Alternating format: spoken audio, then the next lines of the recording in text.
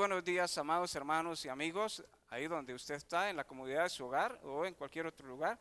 Queremos enviarle desde la Iglesia Bautista Oikos un caluroso saludo esta mañana. Estamos felices de saber que contamos con su audiencia y felices también de poder compartir con ustedes la palabra de Dios. Abra la Biblia en el Evangelio de Mateo capítulo 6 y vamos a leer a partir del verso 25 hasta el 31. Mateo 6, 25 al 31. Dice así la palabra del Señor. Por tanto os digo, no os afanéis por vuestra vida, qué habéis de comer o qué habéis de beber, ni por vuestro cuerpo, qué habéis de vestir. ¿No es la vida más que el alimento y el cuerpo más que el vestido? Mirad las aves del cielo, que no siembran, ni siegan, ni recogen en graneros, y vuestro Padre Celestial las alimenta. ¿No valéis vosotros mucho más que ellas? ¿Y quién de vosotros podrá, por mucho que se afane, añadir a su estatura un codo? Y por el vestido, ¿por qué os afanáis? Considerad los lirios del campo, cómo crecen, no trabajan ni hilan. Pero os digo que ni aun Salomón con toda su gloria se vistió así como uno de ellos. Y si la hierba del campo que hoy es y mañana se echa en el horno, Dios la viste así, ¿no hará mucho más a vosotros, hombres de poca fe? Porque los gentiles buscan todas estas cosas, pero vuestro Padre Celestial sabe que tenéis necesidad de todas estas cosas. Mas buscad primeramente el reino de Dios y su justicia, y todas estas cosas os serán añadidas. Así que no os afanéis por el día de mañana, porque el día de mañana traerá su afán. Basta a cada día su propio mal. Qué lindo ese pasaje, ¿verdad? ¿Sabe que ese pasaje no lo podemos leer así, como sacarlo de contexto y leer solo ese pasaje sin tener en mente lo que Jesús ha venido diciendo? Porque ese pasaje empieza con una palabrita muy interesante en el verso 25. Dice, por tanto. Ese por tanto quiere decir que nos ha dicho muchas cosas antes. Y así que nos ha dicho tantas cosas, de todo lo que nos ha dicho, por tanto. El por tanto es como para cerrar. Voy a hacer la conclusión, por tanto. Les he hablado toda esta mañana, por tanto, y ese es el punto al que Él quiere llegar, ese cierre. ¿De qué nos ha hablado el Señor a través de estos lectura de este capítulo 6 que hemos hablado? Bueno, el Señor inicia su ministerio en una campaña de predicación y está en un cerrito enseñando a sus seguidores, a sus discípulos, a los creyentes, a los cristianos, les está enseñando y les está enseñando cómo vivir. Y el Señor les está enseñando cómo debemos vivir los cristianos. Les dijo qué cualidades tenemos nosotros los cristianos. Somos gente pobres en espíritu, o sea, que reconocemos nuestra dependencia de Dios. No podemos valernos por nosotros mismos en la vida espiritual. Dependemos de Dios. Una y otra vez dependemos de Dios. Somos gente sensible, que llora al ver el pecado en el mundo. El cristiano se duele de ver los efectos del pecado en la humanidad y también en la vida de uno cuando pecamos. Ahora como cristianos, uno se aflige y uno se conmueve para venir al Señor y decir, Señor, ¿cómo es posible que otra vez yo volví a hacer esto? Nos duele. Por eso dice el Señor, qué dichosos son los que lloran, los que sienten ese dolor que causa el fracaso y el pecado. Y entonces nos volvemos más sensibles, nos volvemos misericordiosos y entendemos a los que también incurren en las mismas cosas. Nos podemos entender al adicto o a la persona que tiene un vocabulario sucio o a cualquier otro tipo de gente, podemos entenderlas porque nos duele ese fracaso de la gente. Y todas esas cualidades que Jesús explicó en Mateo 5, del 1 al 12, son nuestras, están en nosotros, así somos. Somos gente sensible, el mundo no le interesa ese tipo de gente porque el mundo está buscando gente agresiva, gente que va hacia adelante y no le importa quién atropella. Pero los hijos de Dios son misericordiosos. Y Jesús también les estaba explicando interpretando la palabra que ellos conocían, que la aplicaban, la entendían de una manera, habían sido mal enseñados, y el Señor empieza a enseñarles correctamente. Cada vez Él les decía, habéis oído tal cosa, pero yo hoy les digo, esto es así. Jesucristo, Dios, está interpretando las Escrituras. Su interpretación es superior. Y luego en el capítulo 6 nos habla de cómo debemos nosotros ser en la vida cristiana. Cómo nos conducimos en la espiritualidad. Y el Señor nos aconseja que nos conduzcamos como si estuviésemos siempre bajo la mirada de Dios. Y eso es muy importante, que nos conduzcamos siempre como si estuviésemos en presencia de Dios. No para impresionar a la gente, porque si queremos impresionar a la gente será el único premio que tenemos, dice el Evangelio de Mateo 6, pero para agradar a Dios en lo secreto, y Él nos recompensará en público. Y entonces cuando nosotros oramos, decía el Señor, ore en privado, porque ahí en su cuartito donde usted ora, nadie lo ve, nadie sabe que usted ha pasado toda una mañana en oración, pero Dios lo está mirando. Y cuando damos, decía Jesús, ojalá que su derecha no sepa lo que hace su izquierda, o su izquierda no sepa lo que hace su derecha. Y cuando ayunamos, cuando buscamos la presencia de Dios, no lo andemos proclamando, dice el Señor, a media humanidad. Póngalo ahí en la página de Oikos, hoy el pastor está ayunando, lleva 5 días de ayuno.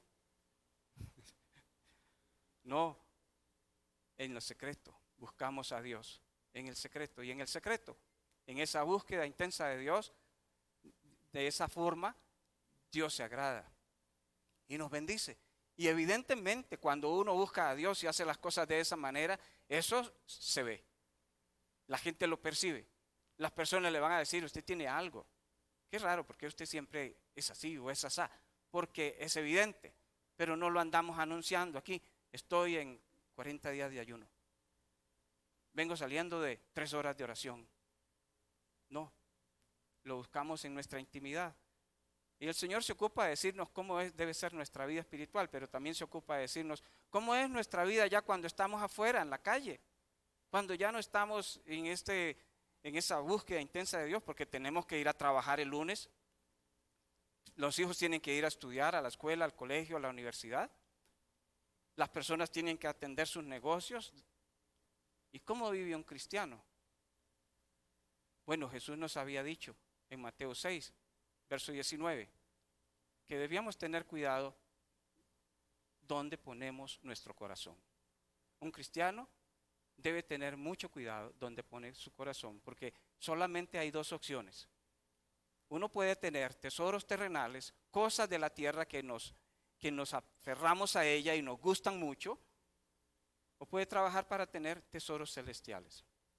Los tesoros terrenales están expuestos a la ruina, al fracaso, por más duraderos que nos parezcan ser, están expuestos a la crisis. Y los tesoros terrenales no está hablando solo de dinero, está hablando que mi tesoro puede ser mi familia. Y me enfoco tanto en mi familia, que yo por mi familia, la iglesia que se quede botada, las cosas de Dios que se queden ahí, primero mi esposa, primero mis hijos, primero, y a veces la familia se convierte en un tesoro. Y yo les decía a los hermanos el jueves en la célula, a mí me asombra porque mi mamá todavía está viva, pero me asombraba mi mamá en los tiempos cuando ella estaba bien. Porque si el domingo nos llegaba una visita a la casa, mi mamá les dejaba ahí en la casa, no le digo que les daba llave porque la puerta no tenía llave, pero los dejaba ahí en la casa y les decía, vamos para la iglesia. Llegamos como a la 1 de la tarde, nos esperan. Ellos sabían si se quedaban o no. Casi nunca, después de algunas veces que mi mamá hizo eso, seguro un montón de veces, la familia dejó de visitarnos, porque sabían que el domingo no estábamos para ellos. El domingo mi mamá nos inculcó que era el día del Señor, Todos los días son del Señor. Pero usted no se puede agarrar el jueves a las 10 de la mañana para venir a cantar aquí y adorar. Usted no puede agarrar el miércoles ni el martes. Sí, a veces le dicen, pastor, todos los días son del Señor, pero no todos los días tenemos la oportunidad de estar aquí desde las 9 de la mañana hasta el mediodía. El día del Señor, el día en que la iglesia se reúne para adorar a Cristo. Entonces Jesús les estaba hablando de dónde uno tiene su corazón, qué es lo que me mueve a mí, las cosas de esta tierra o sembrar para las cosas celestiales. ¿Qué es sembrar para las cosas celestiales? Estoy haciendo el repaso, hermanos. Las cosas celestiales tienen que ver con conocer más a Cristo, tener una fe más fuerte, tener un carácter cada día más como el de Cristo, ser como Él cada día más. Y eso se aprende cuando estamos en comunión, cuando estamos juntos, cuando nosotros podemos compartir como familia. Hay una diferencia entre estudiar en el sistema tradicional y estudiar en un sistema a distancia, ahora virtual. En un sistema tradicional los alumnos van todos los días a su clase, de lunes a viernes. Todos los días de 7 a X hora del día, los alumnos van a la clase. También pueden terminar su secundaria de otra manera. Van a tutorías una vez cada 15 días o cada mes y salen bien en sus exámenes y se gradúan, pero hubo algo que no pudieron aprender. No tuvieron el contacto con las personas de su generación. No aprendieron lo que es convivir con esa gente, y hay algo que se aprende en el grupo que no lo puede aprender uno solito. Y hermanos, Jesús les dijo a aquella gente, tienen que tener cuidado donde ponen su corazón, porque ahí va a estar su tesoro. Y mi tesoro celestial se obtiene cuando estamos juntos, cuando aprendemos juntos, cuando nos reunimos. Por eso el autor de Hebreos decía, no dejen de congregarse como algunos tienen por costumbre. Ya era un problema en aquellos días, cuando las personas dejaban de reunirse y entonces llegaban esporádicamente, desconectados.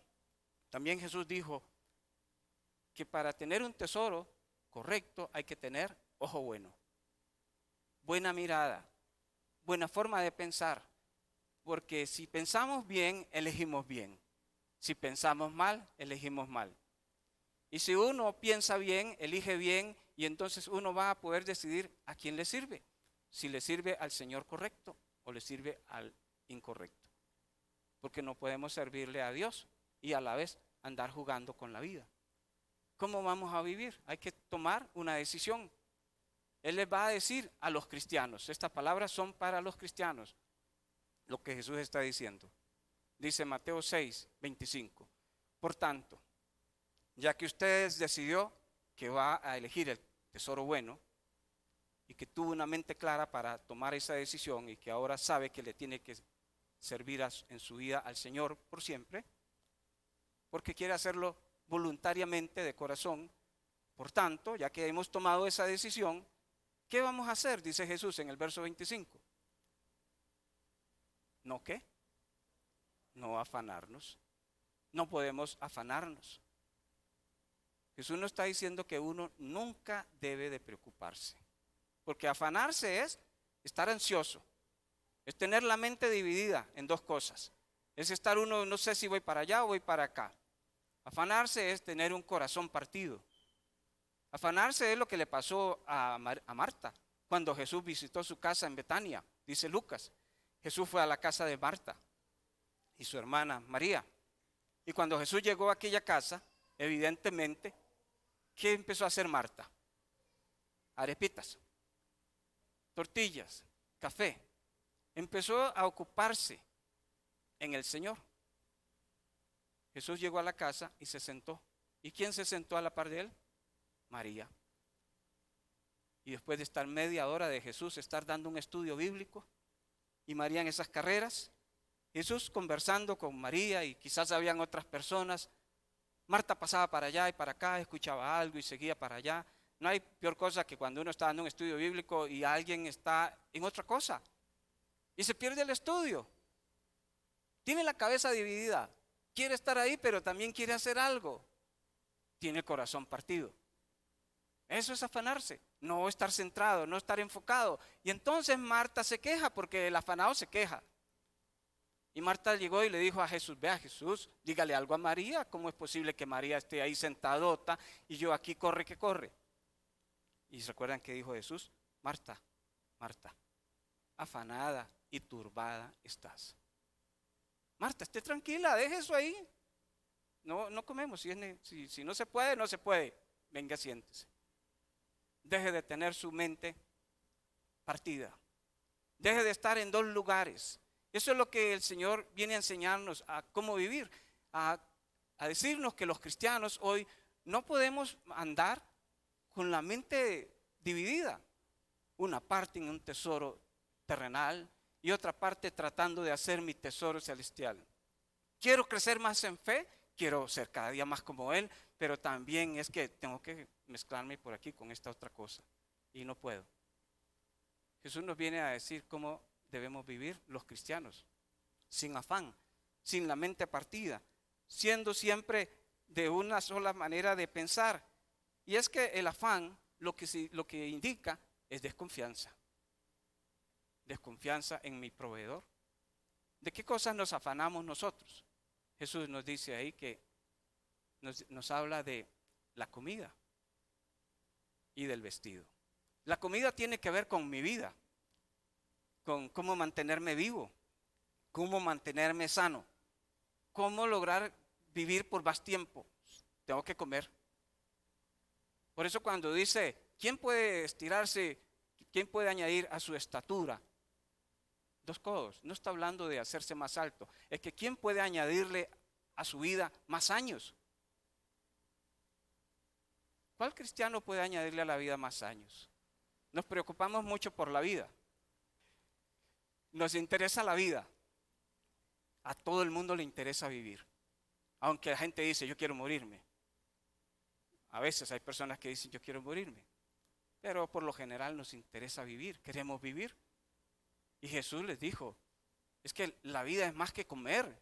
La vida es más que estar yendo a Levi's, constante revisión. La vida es más que estar tratando de hacerme cirugías para evitar las arrugas, estiramientos, sembrado de pelo, que estaba pensando en todas esas cosas. La vida es más que eso. La vida, dice Jesús, es más que el alimento.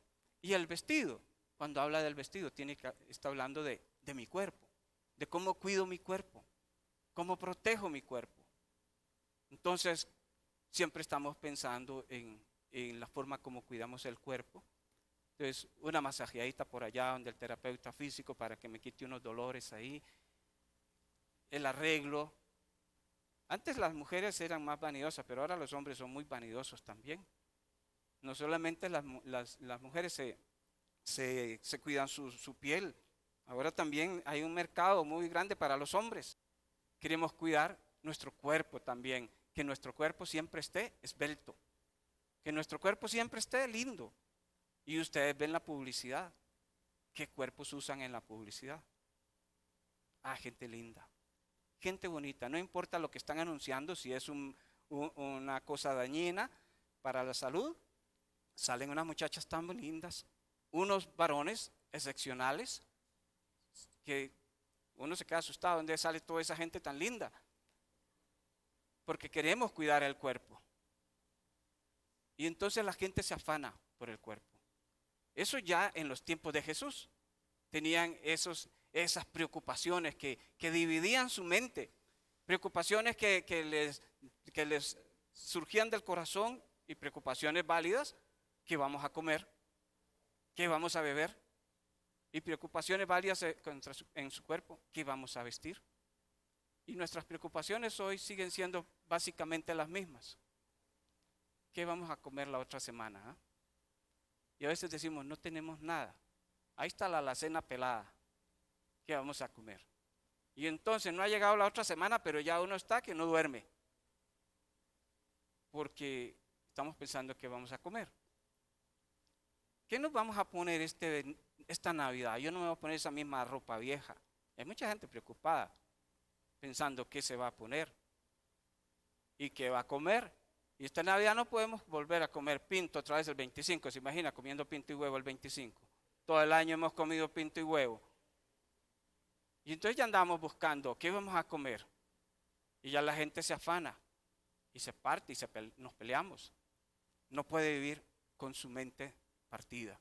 No puede vivir pensando en dos cosas, porque no podemos así agradar al Señor. No es parte de la esencia de un cristiano.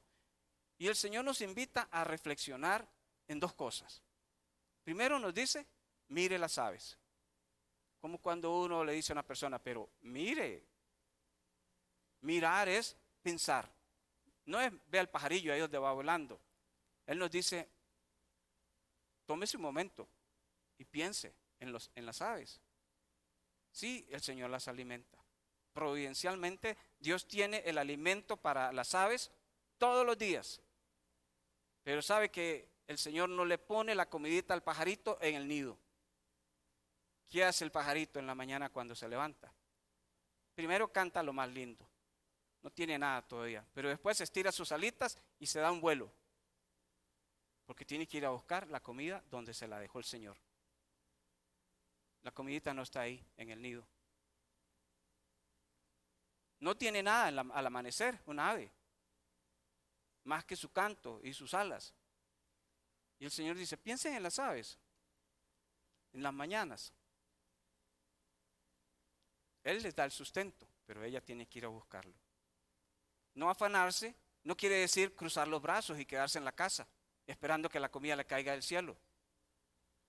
Yo confío en que Dios hoy me va a traer una canasta. Yo confío que hoy Dios, no sé, pero va a hacer algo grande. Y se queda ahí sin hacer nada. No afanarse no significa no hacer nada. No afanarse es no tengo nada, pero alzo vuelo un tirito porque en algún lado está lo que necesito para hoy. En algún lugar está. Y entonces el pajarito debe hacer un esfuerzo. El pajarito trabaja para ir a encontrarse con su alimento que ya Dios se lo tiene listo en un lugar, pero que él no sabe en la mañana. Y nos dice, piensa en los lirios del campo. Eso era pensando en el alimento que ocupamos para vivir. Pero en el vestido nos dice, piensa en los lirios. ¿Cómo son las flores del campo? Las flores del campo son esas flores silvestres que cuando uno va manejando las ve tan bonitas. Y uno piensa, a esa mata no le ha costado nada echar esa flor, pero esa planta estira sus raíces hacia lo profundo y extiende sus hojitas hacia el sol, porque en ese proceso de ir hacia abajo, ir hacia arriba, hay todo un proceso para que sus colores sean los colores que Dios tiene para esa planta. Entonces no es algo que sucede mágicamente, es algo que la misma naturaleza también tiene que trabajar para tener esos colores tan lindos que vemos en las plantas. El Señor nos dice, piensen, no afanarse no es quedarse sentado esperando que las cosas caigan. No afanarse es dejar de tener la mente partida, la mente dividida y ocuparnos en cosas que nos distraen de lo verdaderamente importante que es Dios, que es mi proveedor. Entonces yo me ocupo en trabajar en ese tesoro celestial y me ocupo en salir temprano a ver qué hago. Bueno, a recoger aunque sea latas para ir a venderlas allá por kilo. En recoger algo, en hacer algo. Todos tenemos habilidades geniales que podemos usar para traer el alimento a la casa, que Dios ya tiene provisto para nosotros. ¿Y qué dice el Señor más adelante? El Señor les dice, hombres de poca fe. Hombres de poca fe. Cuando uno dice creer en Dios, pero no cree, ese es nuestro problema. Creemos en Dios, pero no creemos cuando Él dice que Él me puede dar el pan y que Él me puede dar el vestido. Creemos en Dios para la salvación. Todos nosotros creemos en Dios. ¿Todos cuántos somos salvos? Todos somos salvos. Sí, pero cuando Dios me dice, Él me va a dar la comida, no. ¿Él me puede dar el vestido? No, pastor, yo no le creo tanto. Ahí no llega mi fe con Dios. Y eso es lo que el Señor está diciéndonos esta mañana. No que no tenemos fe, es que a veces tenemos poca fe. Es que a veces mi fe es la fe que me salva, nada más. Pero no tengo fe para ninguna otra cosa. Un día Jesús se subió al barquito para cruzar el lago. Se subió, venía cansado. Y entonces el Señor se recostó un momentito ahí en esa lancha y se quedó dormido. Pero mientras él dormía, hermanos, el mar se enfureció y las olas empezaron a meterse al barquito. Y los discípulos estaban trabajando fuerte para que aquel barco no se hundiera. Y no podían. Ocupamos al menos otro hombre más, pero está durmiendo. Un hombre fuerte de 30 años ahí dormido en una tempestad. ¡Qué vacancia! Ahí estaba. Le dijeron, Jesús, haga algo, sálvenos. Y el maestro se levantó tranquilo y reprendió todo ese viento y esa tempestad. Y dice Lucas que les dijo, ¿dónde está la fe de ustedes? ¿Para qué me llamaron? ¿Dónde está la fe de ustedes? Y otro día Jesús venía bajando y se encontró con una gente que estaba ahí, con un muchacho que tenía unos espíritus malignos. Y entonces la gente le reclamó, lo trajimos a tus discípulos y ellos no lo pudieron echar fuera. Y entonces después de estar ahí con Jesús, Jesús liberó a aquel muchacho y les dijo a ellos, ¿dónde está la fe de ustedes? ¿Dónde está la fe? Sí, yo tengo fe que soy salvo, pero cuando se presenta una situación, hay un enfermo en la casa, no oro. Llamemos a emergencias médicas. Y ni me acuerdo de orar. Hay una situación que amerita una oración inmediata y uno busca a ver quién puede resolverle, pero no se acuerda de Dios. No tenemos fe como que Dios puede hacer algo ahí. Y el Señor está diciéndole a los cristianos, nosotros no podemos vivir con la mente partida, pensando en esas cosas. Eso es ansiedad. Eso es dudar de Dios.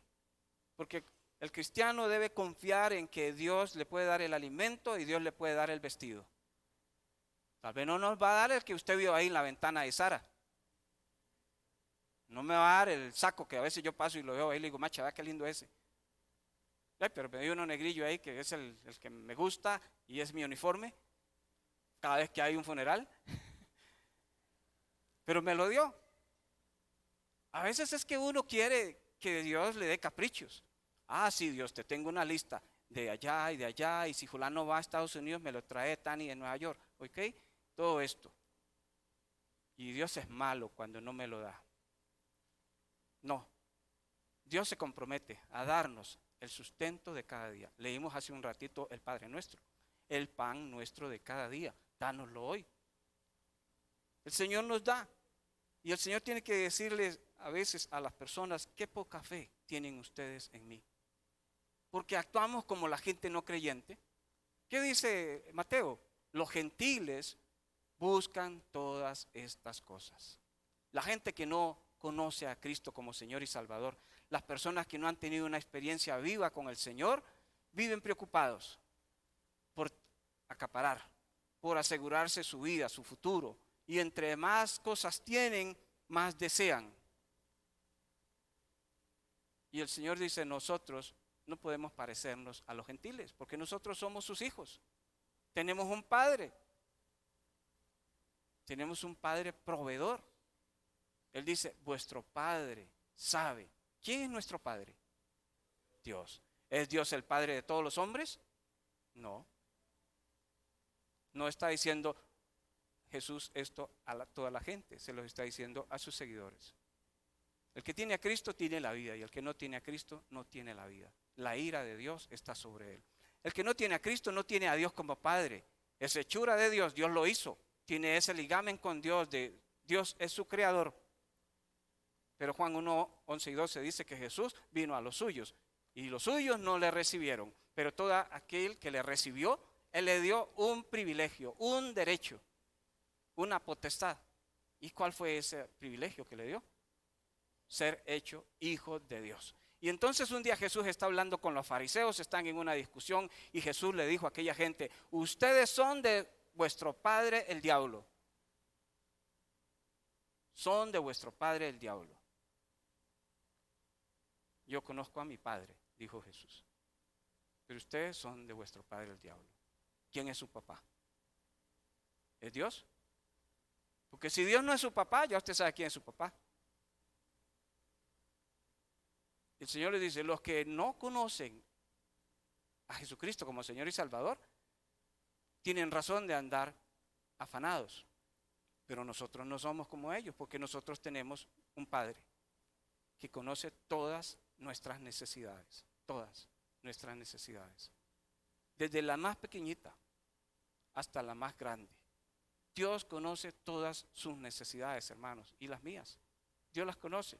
A veces son necesidades que a los ojos de las demás personas pueden ser insignificantes, pero para uno son muy importantes.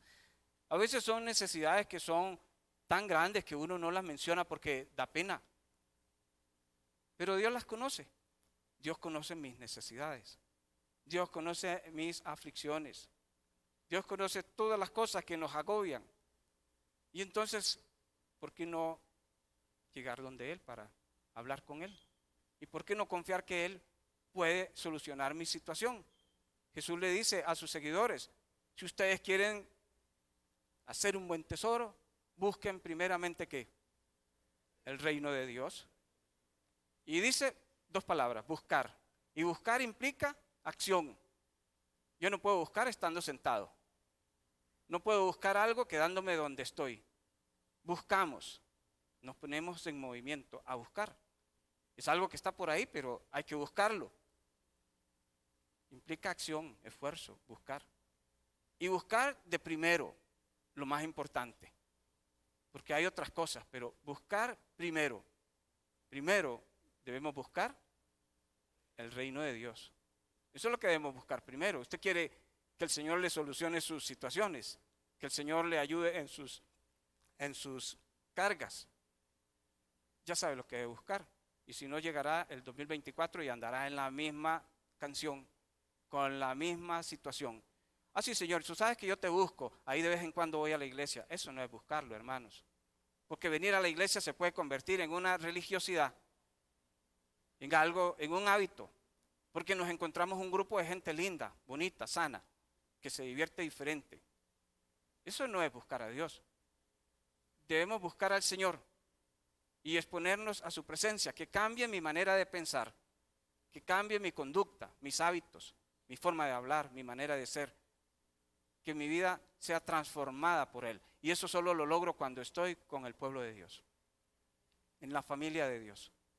Uno no puede decir, yo andaba buscando al Señor y estamos quedados en ausencias en la clase y nunca estamos. Y no podemos así crecer espiritualmente. Sí, yo crezco, ahí de vez en cuando veo enlace. Pero cuando está con dolor de panza, a quien llaman no es a enlace, me llaman a mí. Llamamos al pastor de la iglesia. Esos medios son buenos y son útiles porque hay personas que no pueden congregarse por situaciones especiales de salud. Pero cuando estamos físicamente bien, no es una excusa para quedarnos en la casa y luego argumentarle al Señor, yo te busco, tú sabes que ahí donde yo ando, ahí te ando buscando. Debe buscar con cuidado y debe buscar primero el reino de Dios. Y cuando buscamos el reino de Dios, todas las cosas se acomodan a nuestro favor. La gente dice, se acomodaron los astros.